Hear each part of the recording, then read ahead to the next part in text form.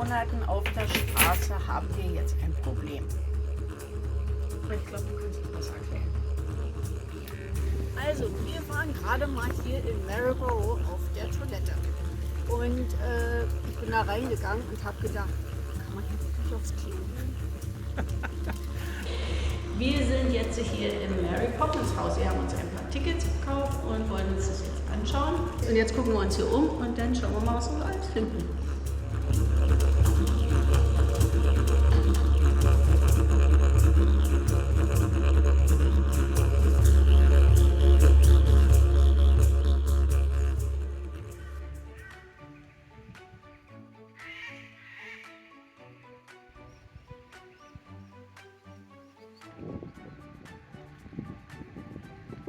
Hallo und herzlich willkommen zu einem neuen Video. Wir haben die letzte Nacht in Moura verbracht und nutzen jetzt auch gleich die Gelegenheit, weil kurz außerhalb von diesem kleinen Örtchen stehen wir jetzt direkt an diesen Steinen hier und die markieren den 150. Längengrad.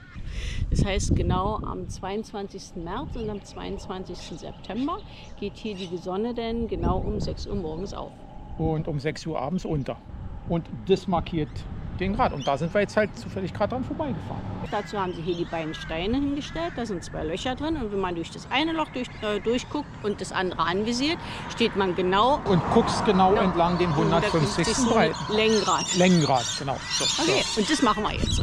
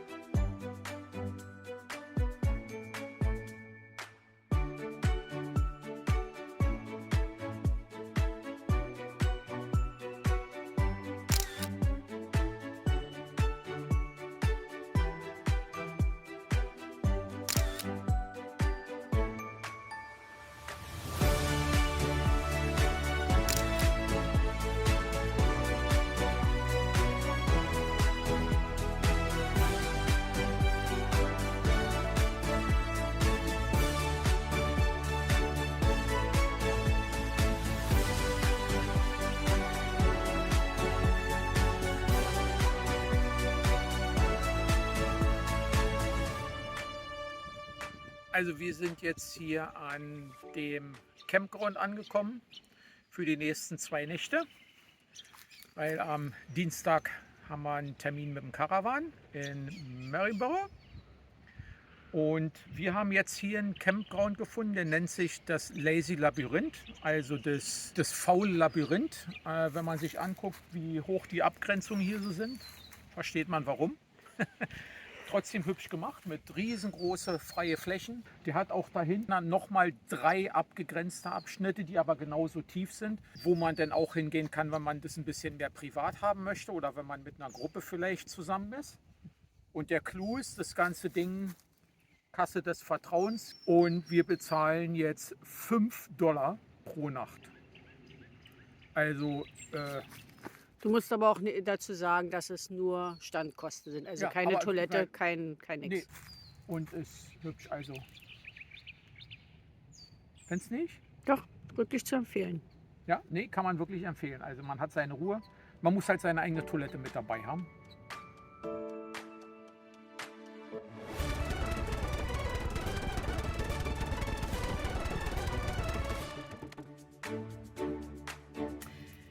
Nach über 10 Monaten auf der Straße haben wir jetzt ein Problem. Ich glaube, du kannst es besser erklären.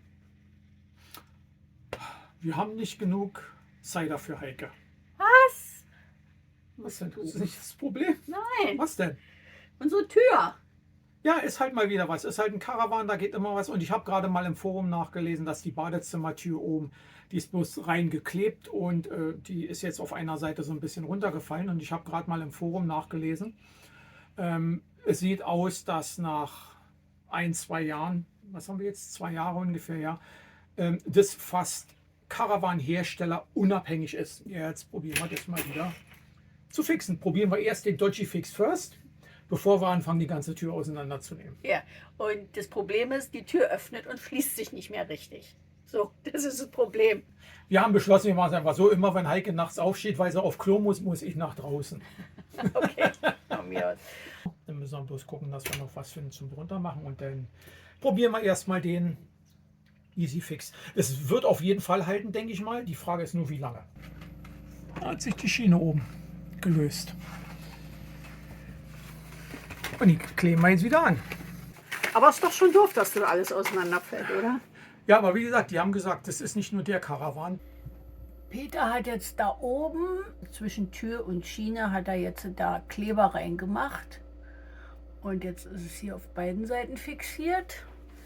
Und unten wird es dann hochgehoben.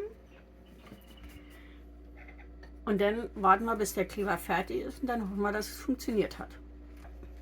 Ja, und die richtige Reparatur wäre, wenn wir denn das Board hier abnehmen, damit wir halt da hinten da an die Schienen für die Tür rankommen. Und da das alles wunderbar eingeklebt ist. Man kriegt es raus, es ist nicht das Problem. Es ist trotzdem schwieriger. Es ist nur, ja, es ist halt wesentlich mehr Arbeit und deshalb, wir probieren immer als erstes mal die einfachen Sachen aus, bevor es denn kompliziert wird, weil neu und richtig machen kann man es hinterher immer noch. Aber erstmal probieren wir halt die einfache Möglichkeit.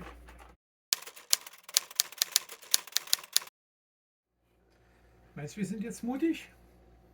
Warum nicht? Und gucken, das hält, was wir da gebaut haben.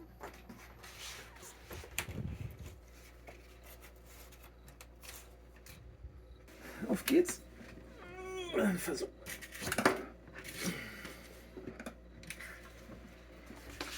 Und ist es runtergerutscht? Im Moment ist auch hinten noch die Klammer dran. Na, okay, dann machst du los.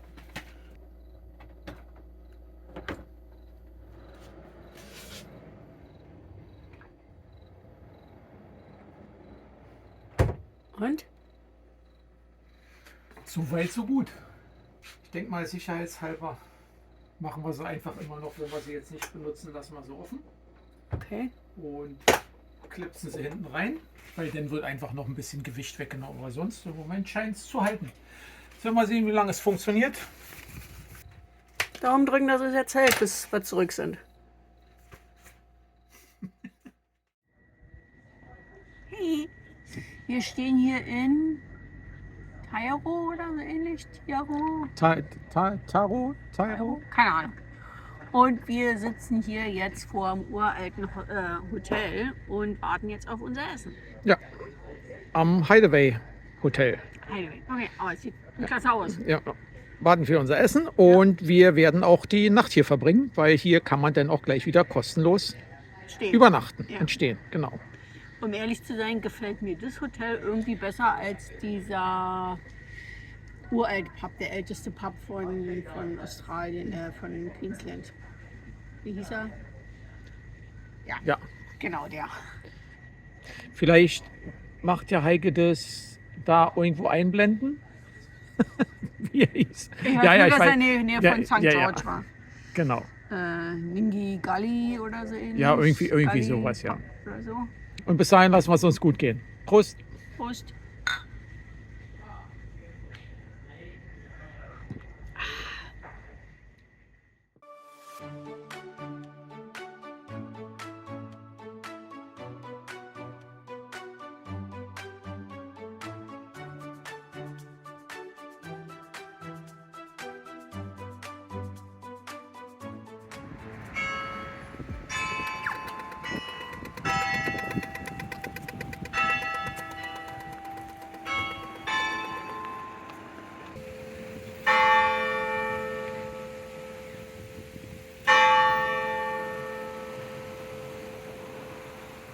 Also heute sind wir zurück in Maryborough, weil wir jetzt noch einen Tag länger hier verbringen wollen.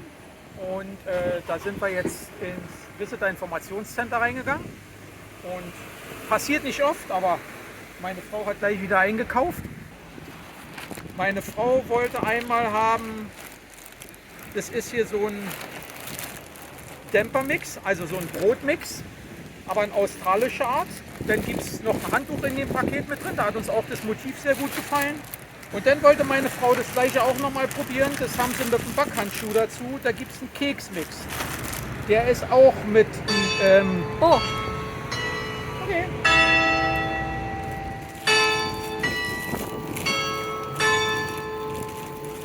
Also ist wirklich empfehlenswert. Also Informationen über Maribor, geh ins Visitor Center, die helfen dir weiter. Und wir haben dann noch mitgekriegt, morgen können wir hier sogar eine kostenlose Stadttour machen. Für rund 1,5 Stunden. und jetzt laufen wir noch ein bisschen so rum. Und jetzt gehen wir noch ein bisschen rum, weil wir müssen noch ungefähr so 20, 25 Minuten vertrödeln, bis wir dann da auf die Farm gehen können, wo wir uns für heute eingebucht haben, für 2 Nächte. Also diesmal bleiben wir auf einer Farm und da können wir ab 11 Uhr rein.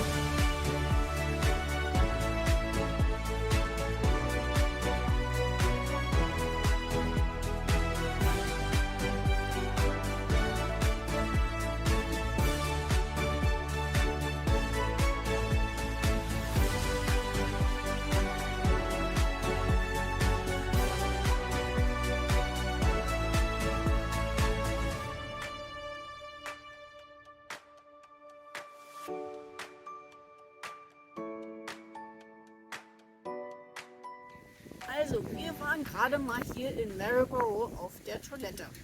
Und ich bin da reingegangen und habe gedacht, kann man hier wirklich aufs Klo gehen? Ja, ich habe gedacht, ich bin in einer Galerie irgendwo da drin.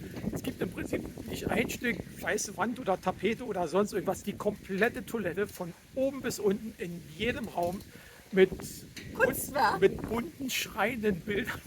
Und dann zwischendurch hängen dann da die Toilettenschüsseln an der Wand. Und der Kracher. Jedenfalls beim Rausgehen habe ich dann ein Schild gesehen und das heißt denn, das ist die feinste Toilette in ganz Australien. Kann man fast so durchgehen lassen. Also Tal und ist kostenlos. Ja, Daran sollte sich Deutschland mal ein Beispiel nehmen. ja, Toilettenbund anmalen. Genau. Und genießt du dein Weinchen abends? Schön an unserem kleinen Teich mit Schildkröten und jede Menge Wildvögeln.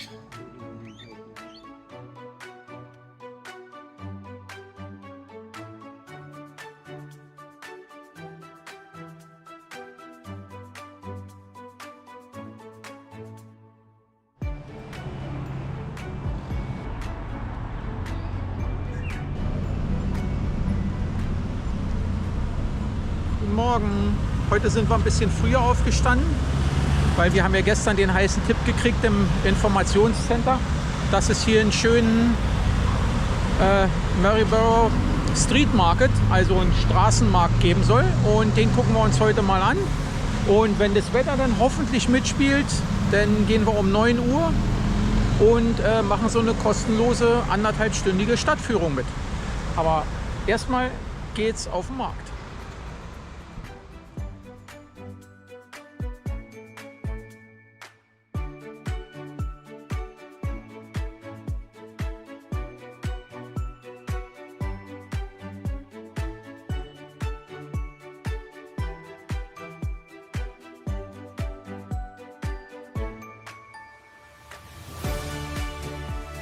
Wir haben gerade das German Bakehouse, also das deutsche Backhaus, wiedergefunden. Den haben wir in Redcliffe schon mal gehabt, wo Niki arbeitet. Und das war so lecker, da mussten wir uns jetzt wieder mal einen Sauerteig, Sauerkraut und Zwiebelbrot kaufen. Konnten wir nicht widerstehen. Es war super lecker letztes Mal. Und Heike wollte natürlich gleich noch ein zweites Frühstück. Was ist das? Eine Lemon, eine Zitronen... Twist. Irgendwie sowas. Also sowas. Süßes Stückchen. Ja. So. Können wir gleich mal. Darf ich mal das?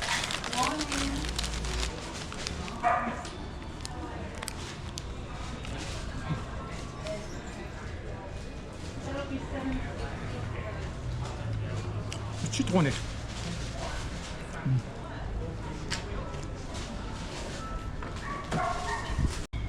Also nach der Plakette, dem anderen, sind es die Schwungräder von einer Maschine, die Elektrizität erzeugt hat. Sie wurde mit Holz befeuert und war dann im Prinzip die erste Versorgung mit Elektrizität in der Stadt hier. Nette Idee. Ja. Also die Company, die das gemacht hat, ist 1862 gegründet worden und es lief bis ins Jahr 1923. Und hat 600 PS gehabt. Und so sah sie aus. Hier in Maryborough haben wir noch was Schönes entdeckt. Und ich lese mal vor, weil das kann man nur vorlesen. Once upon a time, a baby girl was born in the upstairs bedroom at an Australian joint stock bank on the corner of Kent and Richmond Street in Maryborough, Queensland.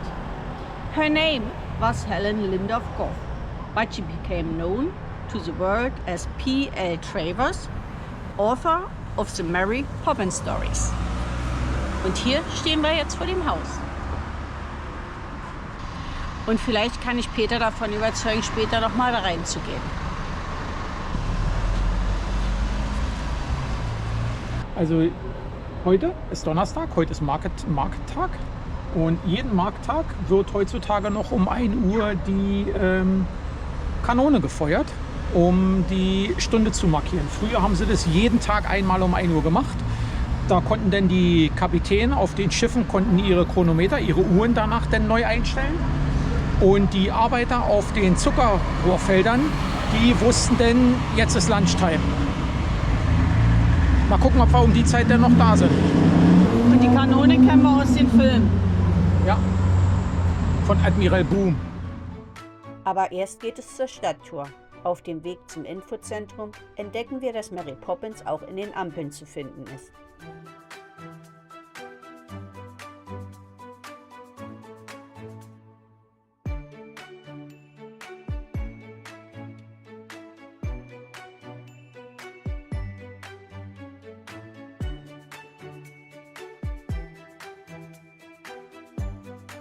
Am Beginn der Tour besichtigen wir das Gemeindehaus und entdecken viele kleine Skulpturen, die der Stadt einen besonderen Charme verleihen.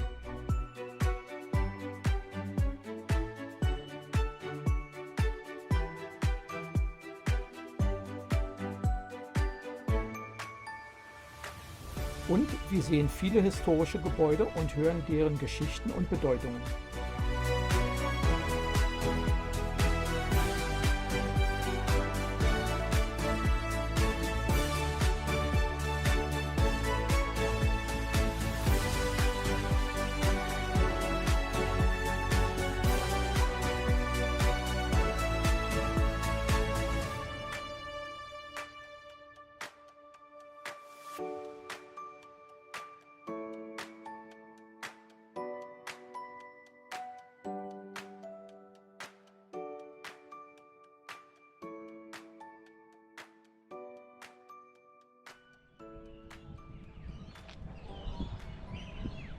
Ja, so eine traurige Geschichte von Australien. Ne?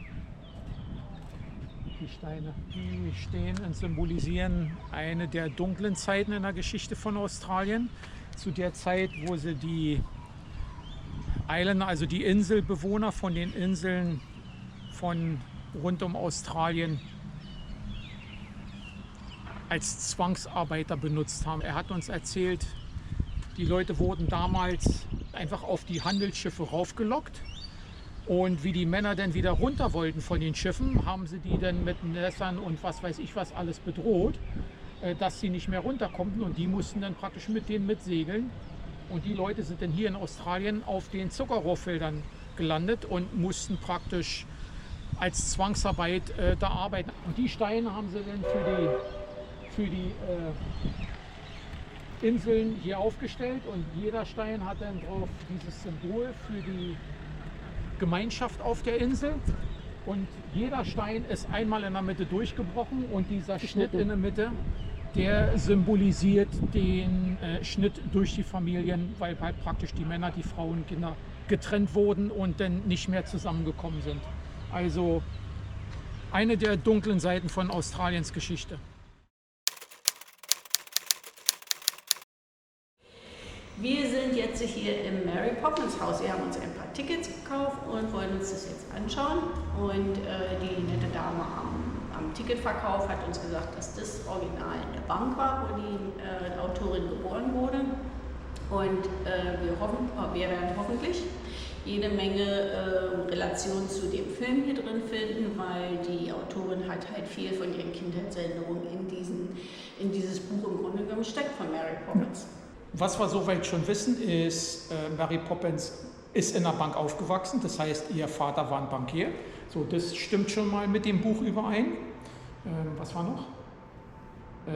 Das Boom, die Kanone. Diese Kanone, die immer gefeuert wurde, die wurde hier auch wirklich immer donnerstags, jeden Tag um 1 Uhr abgefeuert. Also das stimmt auch mit dem Buch überein. Also es sind definitiv viele von ihren Kindheitserinnerungen von Mary Burrow eingegangen in das Buch. Das ist die Autorin. Da steht es ja auch. Da steht es ja ganz dick und fett dran. Wenn man nach den biografischen Fakten sucht, Mary Poppins war die Geschichte ihres Lebens. Hier haben sie sogar ihre Bücher, die sie mal geschrieben hat. Früher hat man die auf Schreibmaschine geschrieben. Und da haben sie dann sogar eine Kopie hingemacht. Das sind ihre Entwürfe. Und da sind dann praktisch ihre Korrekturen reingegangen. P.L. Travers hat 8 Bücher über das weltberühmte Kindermädchen geschrieben. Erschien zwischen 1934 und 1989.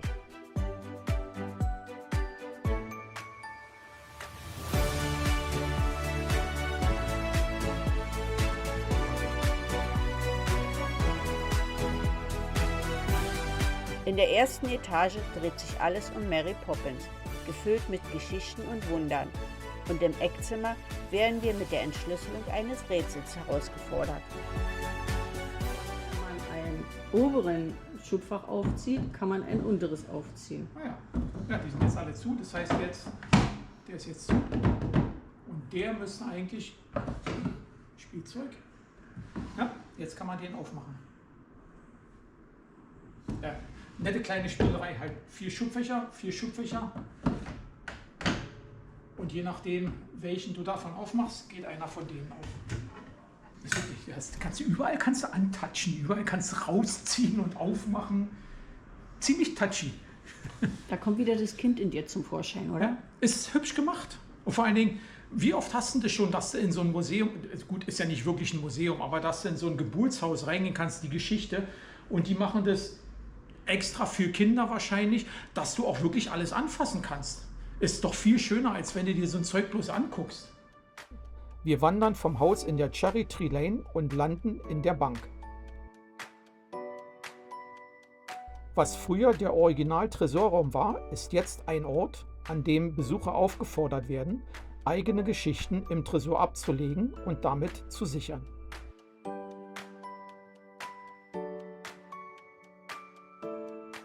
Die innere Treppe kann man jetzt nicht nehmen in der Bank. Dafür haben sie jetzt eine äußere dahin gebaut. Und die gehen wir jetzt hoch in die erste Etage, wo jetzt die Familie, die im Prinzip hier in der Bank gearbeitet hat, gewohnt hat. Und wo auch die Autorin selbst geboren wurde.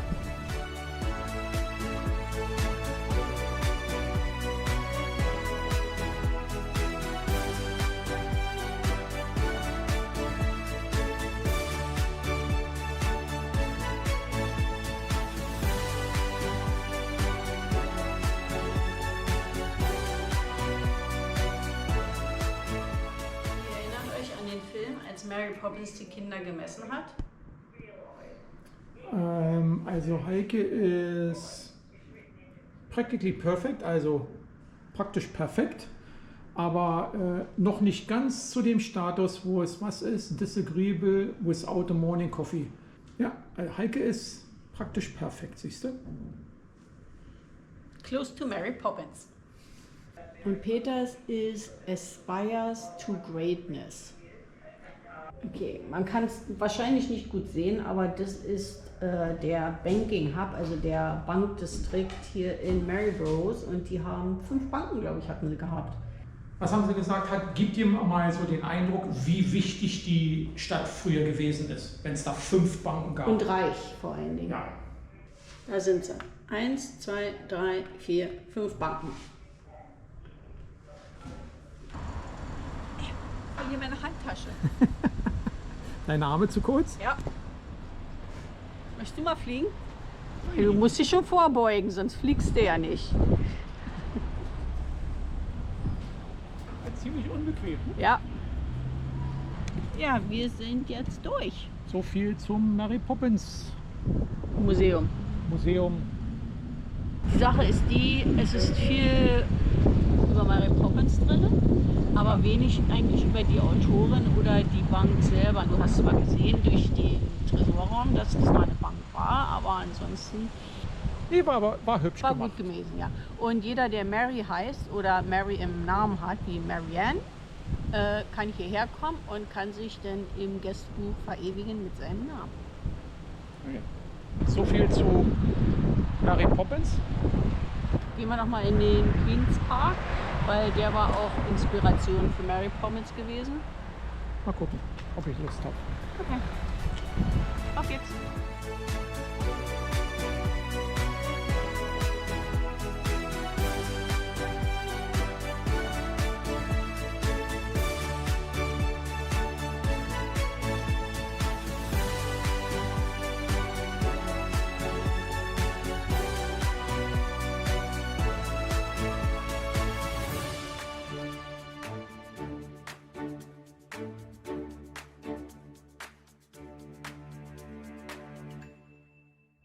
Fühlst du dich jetzt schuldig, dass du ganz alleine das leckere Brot isst? Mache ich ja nicht.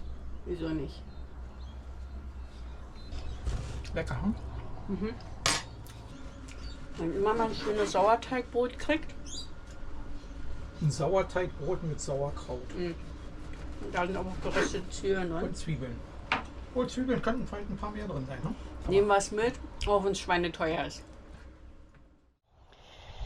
Wir haben zusammengepackt und verlassen jetzt Maryborough. War eigentlich recht angenehm hier. Nichts Außergewöhnliches, aber ohne Wasser, ohne Strom, ohne Badezimmerbenutzung haben wir $10 für die Nacht bezahlt. Für den Platz super. Ja. Und der war ist näher dran als der Lazy Labyrinth. Lazy Labyrinth, der ist definitiv hier ungefähr 10-15 Minuten dichter dran. Ja. Und du kannst Toiletten benutzen hier, kostet dich aber dann, glaube ich, $10 gleich mehr. Oder sogar noch mehr. Und wenn du dann noch Strom und Wasser haben willst, machst du nochmal einen Aufpreis drauf. Und der Campground hat hier auch eine kleine Bar, wo man sich dann abends hinsetzen kann an einem kleinen Teich. Da sind dann Schildkröten drin, die poppen dann öfter mal ihren Kopf aus dem Wasser raus. Und kann den Abend dann hier genießen im Grunde genommen. Hat uns allerdings auch ein bisschen erstaunt, weil eigentlich ist es ja sowas wie ein Farmstay, also ein Farmaufenthalt, Bauernhof.